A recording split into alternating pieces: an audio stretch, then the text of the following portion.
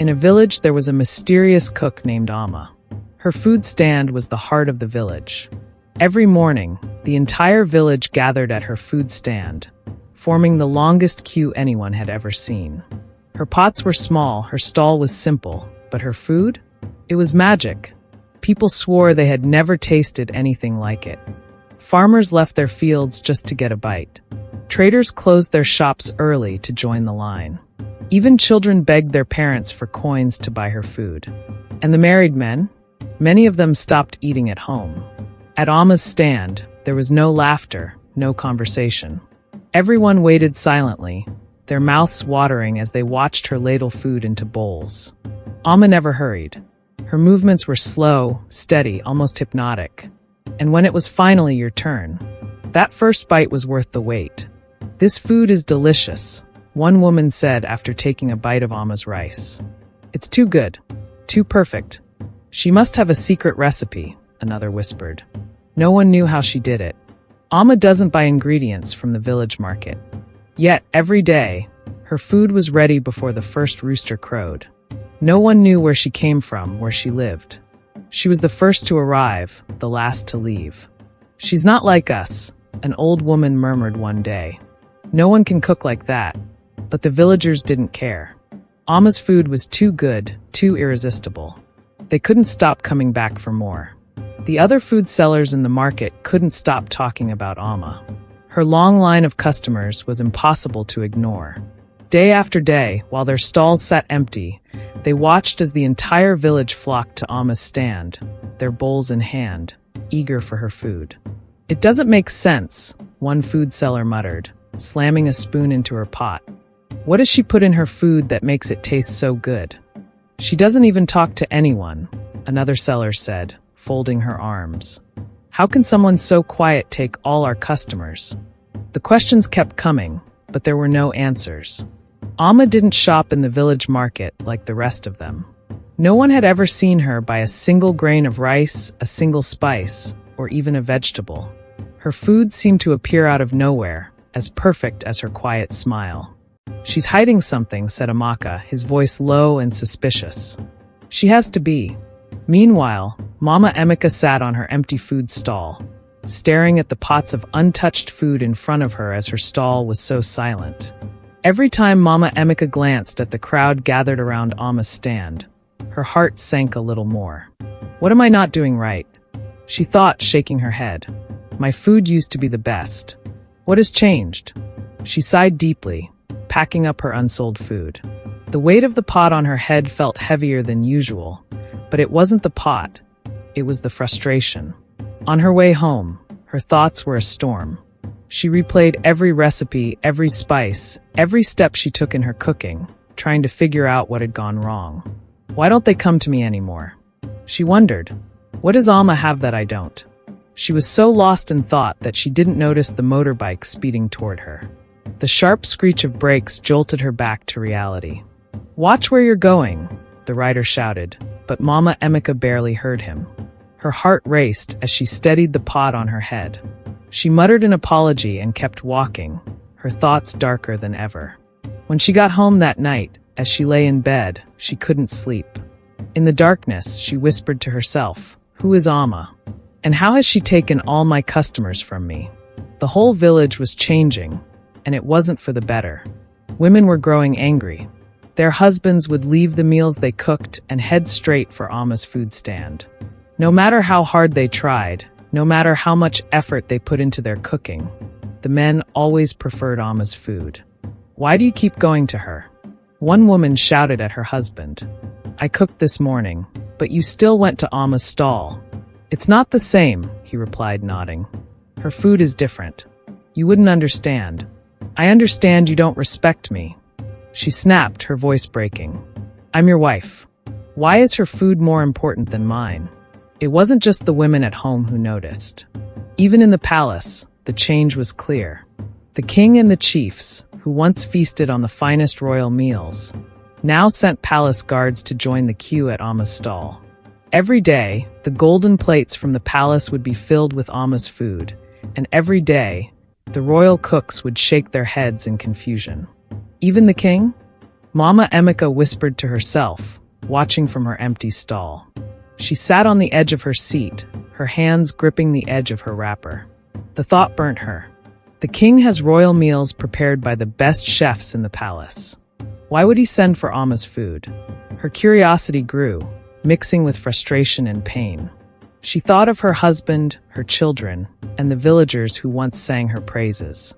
Now they barely noticed her stall. Even her own family had abandoned her cooking for Amma's. "This is not normal," Mama Emika muttered, her eyes narrowing as she stared at Amma's long queue. "There is more to this. There has to be." The sound of laughter from the line cut through her thoughts. Farmers, traders, and even children were happily waiting their turn, as if nothing else mattered. But to Mama Emika it did matter. That night, as she lay awake in the dark, her mind raced. How does she do it? She wondered. How does Amma make them forget everything? Their wives, their homes, their traditions. Even the king has forgotten. Mama Emika clenched her fists. She wasn't just angry, she was determined. "I will find out what is going on," she thought. "Whatever Amma's secret is, I will uncover it." Mama Emika couldn't take it anymore. The questions, the whispers, the mystery, everything about Amma haunted her. How does she feed so many people with those small pots? Why does her food taste so different? And what is her secret? One evening, after the market had closed and the last customer had gone, Mama Emika made up her mind. She wouldn't sit idle anymore. She hid in the shadows, her heart pounding as she watched Amma pack up her stall. When Amma finally left, carrying her small pots with her steady, silent steps, Mama Emika followed. The path Amma took led out of the market and away from the village center. It grew darker with every step, and the only sounds were the rustling of leaves and Mama Emika's nervous breaths. She kept her distance, crouching behind trees whenever Amma paused.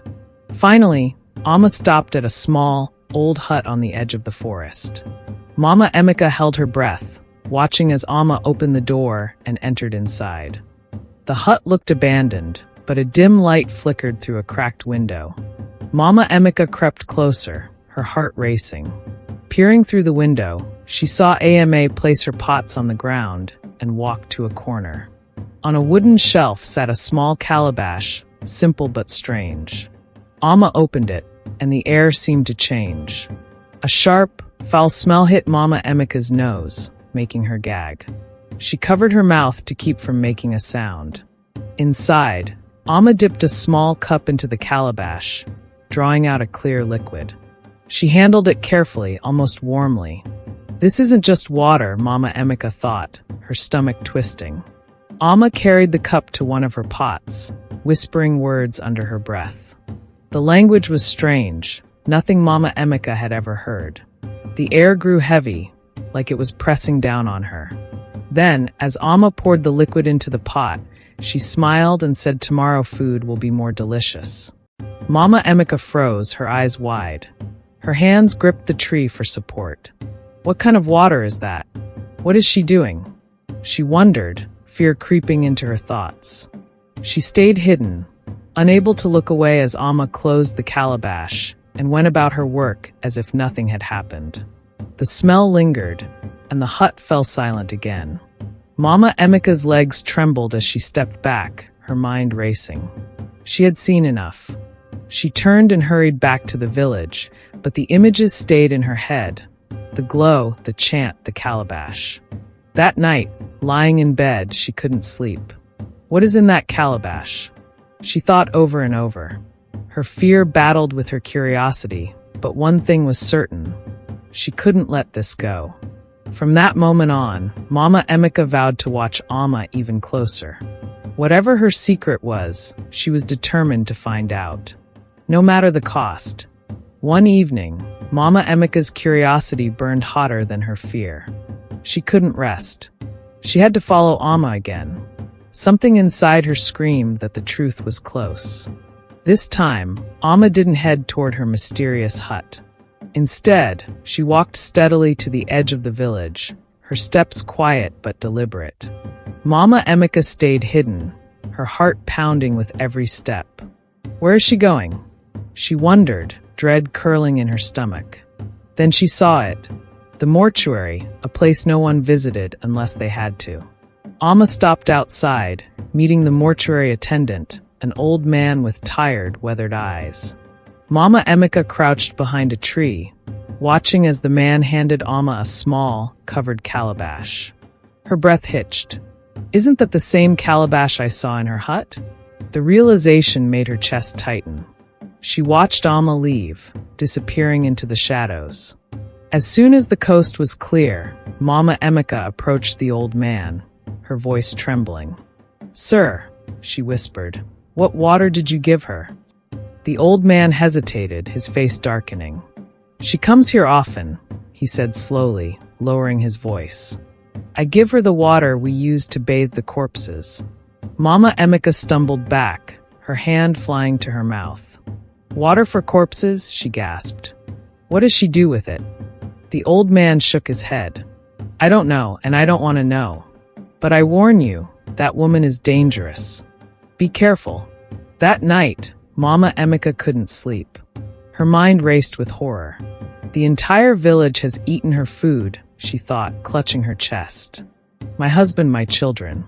Tears filled her eyes. I have to stop her. I have to expose her. The next morning, Mama Emika sat at her empty stall, her eyes fixed on Amma's stand. The long line of villagers, the laughter, the trust, they made her stomach churn. But something held her back from confronting Amma in public. Instead, she waited until nightfall, deciding to face Amma alone.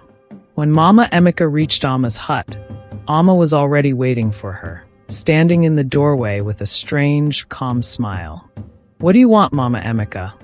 Amma asked, her voice cold but soft. Mama Emika's hands trembled as she pointed a shaking finger at her. "I know your secret. You use the water from the mortuary. Water for the dead. You've been feeding it to everyone." Amma was silent for a moment, then threw her head back and laughed. A sound so chilling it froze the blood in Mama Emika's veins.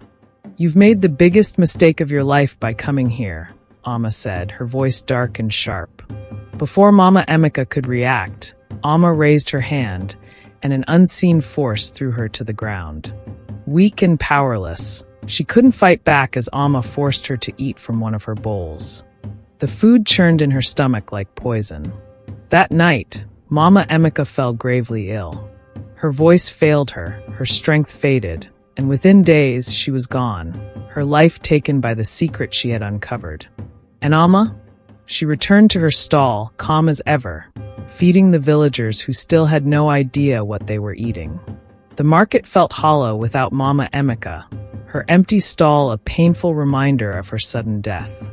But for Amaka, the weight of her absence was unbearable. Deep in her heart, Amaka knew something wasn't right. Every time she saw Amma, calmly ladling food to her endless line of customers, a chill ran down her spine. She knows something, Amaka thought. The way Amma moved, so calm, so untouched by everything, it wasn't normal. It wasn't human. The next morning, Amaka couldn't keep quiet anymore. She marched to the palace, her heart racing, her mind set. She knelt before the king and his chiefs, her voice trembling. "Your Majesty," she began, "I have reason to believe that Amma knows what killed Mama Emika." The chiefs exchanged glances, some frowning, others raising their eyebrows. The king leaned forward, curiosity flickering in his eyes. "Speak," he said. Amaka took a deep breath, her hands shaking. "Amma is not like us. No one knows where she lives. She has no family here. And yet, every day, she feeds the entire village with just 3 small pots of food. It's not normal." She paused, her voice cracking. "Mama Emika told me she had discovered something about Amma. She wanted to tell me, but before she could, she was gone." A chief snorted loudly, breaking the tension. "Are you accusing Amma of murder because her food tastes better than yours? This is absurd." Amaka's desperation grew. "This isn't jealousy. She's hiding something. Can't you see? She's not just a cook." The king leaned back, shaking his head with a small laugh. "Amaka, you bring nothing but suspicion and feelings. Do you have proof? Evidence?" Tears stung Amaka's eyes. "No," she admitted. "But I know." "You know nothing," another chief interrupted with a sneer. "This is envy, pure and simple. You're bitter because Amma is better." The king waved his hand, dismissing her. "Leave, Amaka. Stop wasting our time." Amaka stumbled out of the palace, her vision blurred by tears. She walked back to the market in silence, the weight of her failure crushing her. When she reached her empty stall, she collapsed onto the wooden bench, her head in her hands. "No one will believe me," she whispered, her voice shaking. "Amma is evil, and she'll get away with everything." As the sun set over the village, Amaka sat alone, her mind racing. What am I supposed to do now? How do I stop her if no one will listen? The thought of Amma's calm smile haunted her. Whatever Amma's secret was, Amaka knew it wouldn't stay hidden forever. One day, a stranger arrived in the village, a pastor on a missionary journey from a distant land. After a long, tiring journey, he asked the villagers where he could find good food. Without hesitation, they all directed him to Amma's food stand. "Her food is the best," they said. "You won't find anything like it." When the pastor arrived at Amma's stall, something strange happened. Amma's eyes locked on him, and her calm, confident demeanor shifted. She stiffened, her hands tightening around her ladle. For the first time, she hesitated to serve someone. The people in line noticed immediately. "Why isn't she serving him?" one woman whispered. "Is something wrong with the pastor?" another muttered. After a long pause, Amma finally served him, her hands trembling slightly as she ladled the food into his bowl. The pastor sat down, unaware of the tension in the air. Before eating, he bowed his head and prayed over the food. His voice was calm, but as the prayer ended, his expression changed.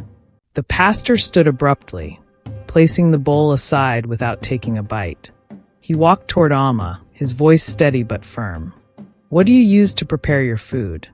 Amma's face darkened instantly. Her usual calmness disappeared, replaced by anger that bubbled just beneath the surface. "Why do you ask such a question?" she snapped. "I cook like anyone else. Spices, ingredients, nothing more." The pastor didn't flinch. His voice grew louder. "There is something here. Something evil.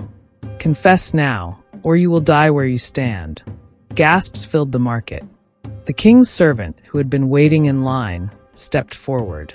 "What is going on here?" he demanded. The pastor ignored him, his focus locked on Amma, who was frozen, her calm cracking like glass. She glared at the pastor, muttering strange, guttural words under her breath. "In the name of Jesus, your darkness will be exposed today," the pastor declared. The air grew thick, almost suffocating, as the pastor's prayers echoed through the market. Amma's body began to tremble violently. She fell to the ground with a piercing scream, writhing as if in pain. The crowd watched in stunned silence, clutching their bowls, too shocked to move. Through clenched teeth, Amma began to confess. "Yes, I killed Mama Emeka," she screamed, her voice twisted with agony. "She discovered my secret. I use water from the mortuary, the water used to bathe corpses, to cook my food. That's why it tastes different. That's why people crave it." Chaos erupted. People dropped their bowls, clutching their stomachs in horror. Some screamed, trying to vomit. The king's servant ran to the palace to deliver the shocking news. When the king heard Amma's confession, he fell to his knees, his face pale. "We've been eating this abomination," he whispered, his voice shaking. As Amma's confession continued, her voice broke. "I used magic to make people love my food. Mama Emeka found out and tried to stop me, so I silenced her." The pastor prayed louder, his voice overpowering Amma's screams. With one final cry, Amma collapsed lifeless. The dark power she had wielded consumed her completely. The market stood still, shaken to its core.